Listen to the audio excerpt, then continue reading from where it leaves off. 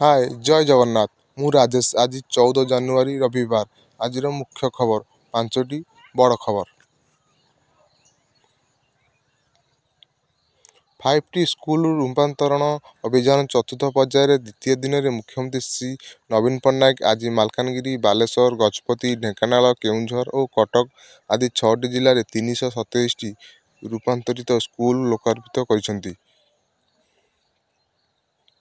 ସାତକୋଶିଆ କିମ୍ଭୀର ସଂଖ୍ୟା ବୃଦ୍ଧି, କମିଲା ପକ୍ଷୀଙ୍କ ସଂଖ୍ୟା। ସାତକୋଶିଆ ଡିଏଫ୍ ଓ ସରୋଜ କୁମାର ପାଣ୍ଡେଙ୍କ ସୂଚନା ଅନୁସାରେ ଗତ ବର୍ଷ ତୁଳନାରେ ମଗର ସଂଖ୍ୟା ବୃଦ୍ଧି ପାଇଛି। ସେପରି ଘଡ଼ିଆଳ କୁମ୍ଭୀର ସଂଖ୍ୟା ମଧ୍ୟ ବଢ଼ିଥିବା ବେଳେ ଗତ ବର୍ଷ ତୁଳନାରେ ସାତକୋଶିଆରେ ପକ୍ଷୀଙ୍କ ସଂଖ୍ୟା ଖୁବ୍ କମିଯାଇଥିବା ନେଇ ରିପୋର୍ଟ ପ୍ରକାଶ ପାଇଛି।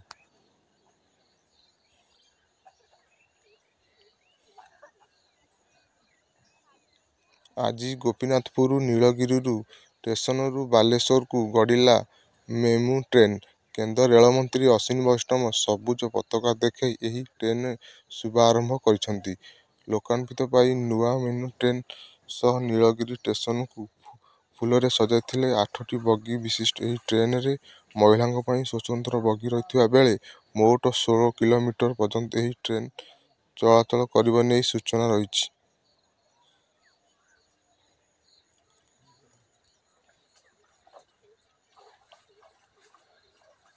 ଶ୍ରୀମନ୍ଦିର ପରିକ୍ରମା ପ୍ରକଳ୍ପ ପ୍ରତିଷ୍ଠା ଉତ୍ସବକୁ ଆରମ୍ଭ ଗତକାଲିଠାରୁ ହୋଇଛି। ଯଜ୍ଞ କାର୍ଯ୍ୟ ପାଇଁ ସରିଛି ଆଚାର୍ଯ୍ୟ ବରଣ। ଶ୍ରୀନଅରଠାରେ ଗଜପତି ମହାରାଜା ଦିବ୍ୟସିଂହ ଦେବ ଆଚାର୍ଯ୍ୟ ବରଣ କରିବା ସହ ଗୁଆ ଟେକିଛନ୍ତି। ଏହା ପରେ ଅଙ୍କୁରୋପଣ ହୋଇଛି। ଆଜି ଦିନ 11ଟାରୁ ରାତି 8ଟା ଯାଏଁ ଅଙ୍କୁର ପୂଜା ହେବ।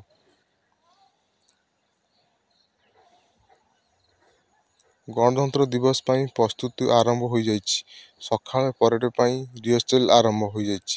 ତେବେ ଜାନୁଆରୀ 26କୁ ନଜରରେ ରଖି ଟ୍ରାଫିକ୍ରେ କିଛି ପରିବର୍ତ୍ତନ କରାଯାଇଛି। ଏନେଇ ଦିଲ୍ଲୀ ପୋଲିସ ପକ୍ଷରୁ ସୂଚନା ଜାରି କରାଯାଇଛି।